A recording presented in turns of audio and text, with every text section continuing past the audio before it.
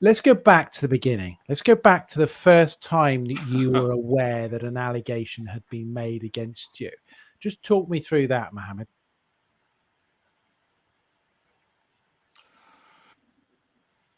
Well, the allegation me directly has been it's it's been like got arrested on the 2019. I was subject to all this abuse a lot going back to 2016, 2017.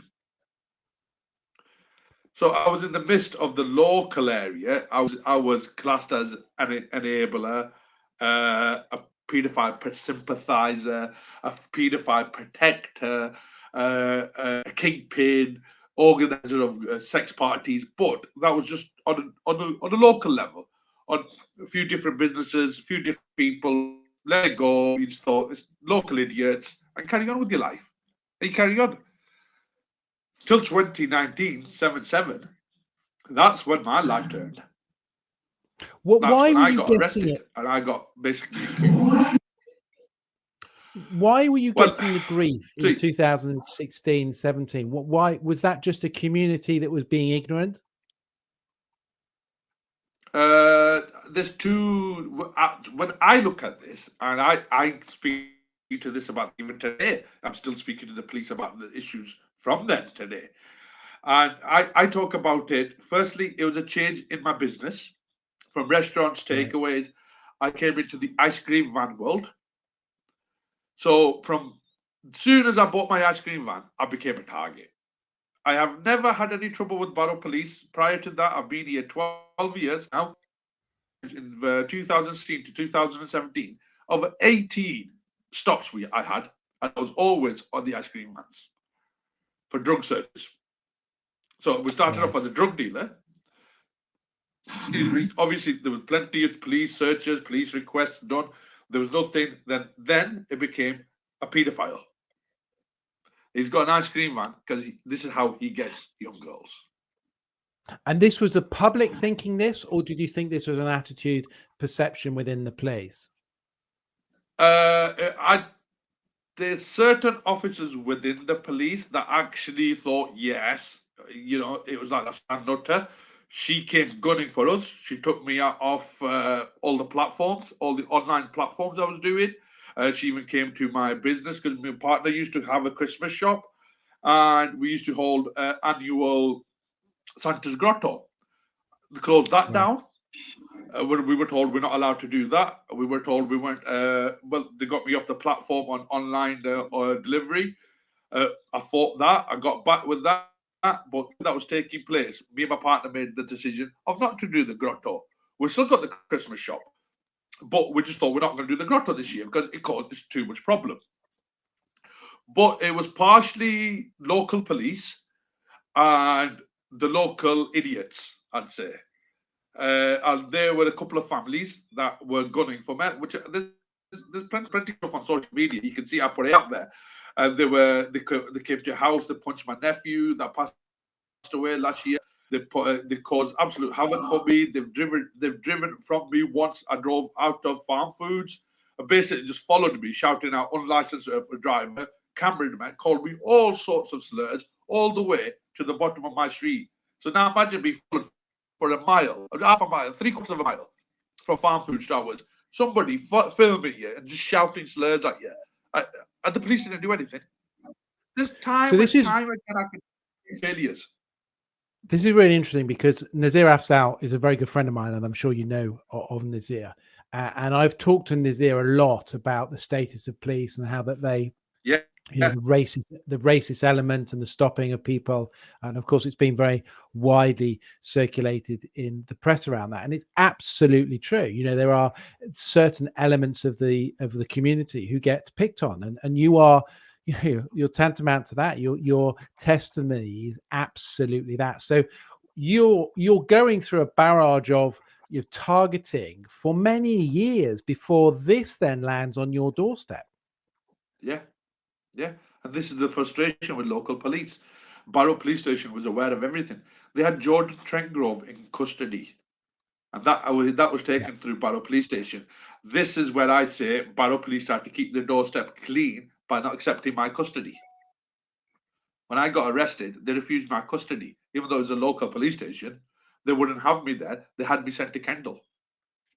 Okay, let's explore that. So, talk me through the moment of your arrest. I want you to tell me exactly what you're feeling that moment the police come into your house and arrest you. Well, I got arrested on the promenade. I got arrested on the main road. As I left here to go. See, this is the other idea where I say, the rival business. They had never, for 2 years we've been neck and neck. They give me a job to help them on this day, on this specific day. They phoned up 2 days earlier. Can you help us? We need a job doing on this date. And I was like, So it was okay, it's organized. a coincidence. It could be a coincidence. So I've gone to go get some extra stock for Bookers. I'm driving out. I'm doing 50 miles an hour on a 30-mile zone. And the officer doesn't stop me for that. And just stops me to say my number did.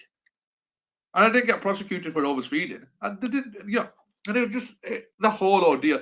And basically, then having me arrested on the promenade and so many officers just turning out with a faded number plate.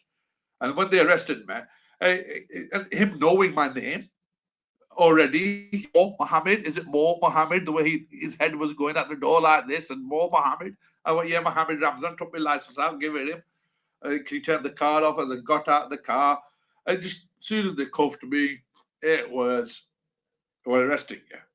Like, what for? Human trafficking and modern day slavery. And I laughed. My response at the time, I thought, oh my God, is this what it is? To me, I've been given this job by him at this date to see if I'm paying the full wages or my staff's on the books. That's what I triggered originally. Right. But obviously, little I knew when I get to the police station. Well, eventually, when I did get to the police station, it did take a while for me to get to the police station. They had me stood on the street, handcuffed for about 10 minutes, between 7 to 10 minutes. People driving by, taking photos of me. Then I had to ask, can you please put me in a car? 4 or 5 of them searching my car. Oh, Nicola, my wife, she had done a bit of a spring clean. Some of the boys' old clothes, mine, hers, and I was going to go and throw them in the recycling bin on the way. They just went through the bags, opening the bags like they were going to find something in there. Just going through everything on the promenade, so humiliating. And I was just like, can you not please sit me in my car or sit me in a van or something? Why am I stood here to open to public humiliation? What seems to be the matter? So you go to the police station, you're interviewed at the police station. Do you have a solicitor? Well, at first I wasn't. I thought it's nothing. But when I got to the sergeant, I did request for a solicitor. When I got, and they told me all the details of how harrowing the charges would be if I were to get charged. And when I got a duty solicitor, they give like a disclosure to them so that we can discuss it. And before we go, on that piece of paper, there was about 3 sentences. And what did it So say? it was very vague. It was about trafficking, exploitation, grooming gangs, industry, this grooming gang industry, organizing of sex parties. And I just looked at the solicitor and I just thought, you know what? I said, I'm not sitting here with you. I just thought to myself, it's pointless sitting here discussing with the solicitor because it's bullshit. Sorry, pardon my language there. I'm not wasting my time sat here with you. I said, I want to sit in with the officers. And he just looked at me and goes, you're innocent. I went, yeah, can you tell? He goes, yeah, I can tell. I said, I went a bit of a joke. And I said, like, get me the interview. So I went to the interview. The interview was a harrowing ordeal. I've never been subject to something so demoralizing. You're dehumanizing. It's, when you're a father, you're an uncle.